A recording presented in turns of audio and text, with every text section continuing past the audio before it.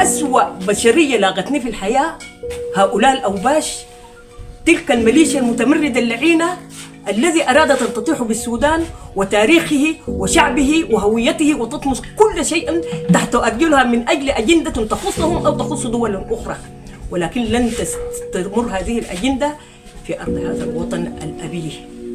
وللحرية الحمراء في كل باب يد مدرجة تدقه، وبلادي وإن جارت علي عزيزة وأهلي وإن ظنوا علي كرام، ولكن بلادي لم تجر علي وأهلي لم يظنوا علي، ولكن ظن عنا هذا الوقت.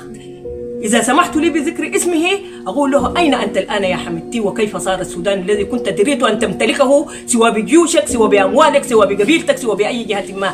أين أنت الآن يا حمدتي؟ أين الدول التي شاركتك للوصول إلى هذا الحضيض الذي أوصلتنا إليه؟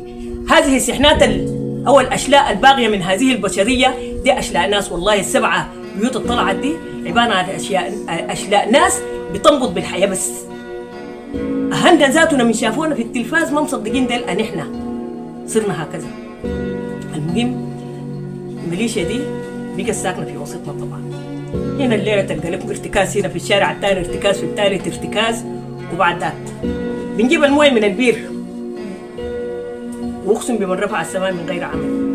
انا كنت من خشم بابنا في الزلط للزلط الثاني لا استطيع امشي بارجلي، بدور سيارتي وبمشي، بقيت سايقه درداقه عشان اجيب مويه من البير، ومعايا اولادي الاثنين الصغار عشان احرسهم من بطشهم من عيني. حاجه خلاص امشي عشان معايا شفع. كتر خيرنا ادوني كبري حبه احترام، لكن هم لا يعرفون الاحترام شيء.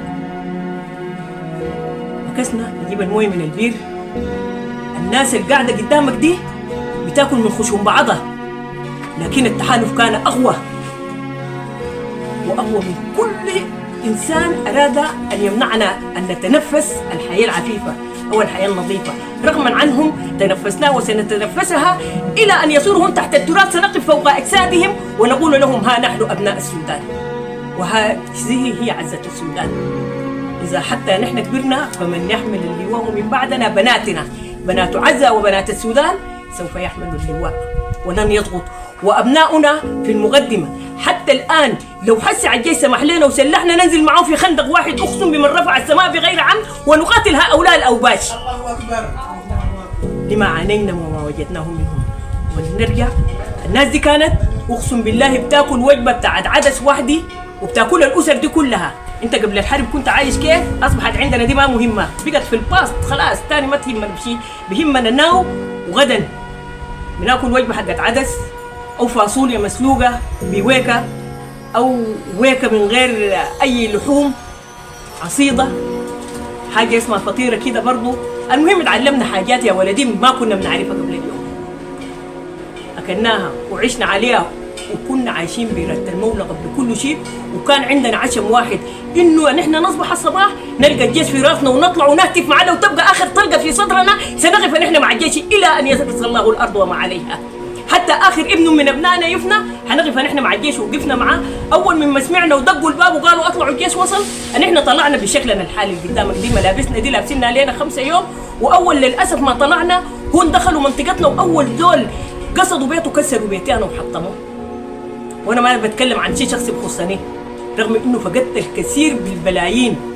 اول عربيتي مشتريها ب 23 مليار اتشالت في قدامي البوكس ولا كلمه طيبه، عربيه بنتي الدكتوره اتشالت ولا كلمه طيبه، العربيه الثانيه شالوا مكانتها وضربوها لي رصاص كسروها كلها.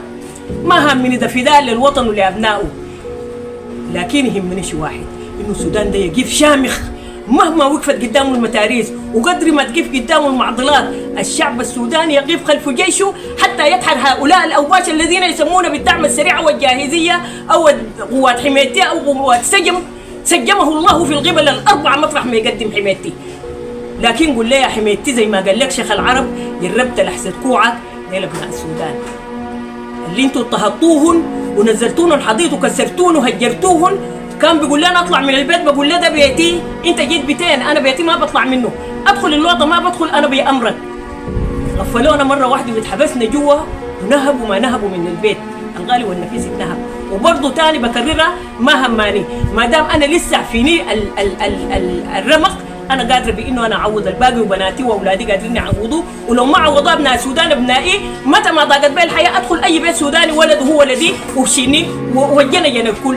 دي ما عندي فيها شك. انت اللي قاعد قدامي ده لو طرقت بابك لن تردني تقول لي يا خاله ارجعي، هتستقبلني احسن استقبال في بيتك الى ان يقضي الله امرك كان مفعولا. نحن عانينا ما عانينا، دي مهمه عندي ورساله ابعثها للعالم كله. اقول لهم يا شعب العالم، اخوتي المسلمين، اين انتم؟ اما اصبحتم تنامون ليل نهارا؟ لماذا لم تنصرونا؟ اليس اخوتكم في الاسلام؟ أليس إخوتكم في العروبة؟ أين أنتم؟ لم نجد فيكم من يدين هؤلاء الأوباش الذين يسمون بالدعم السريع. لن نجد فيكم من يصلنا ونحن محاصرين في بيوتنا. لم نجد منكم لقمة طعام واحدة يسد بها رغم الطفل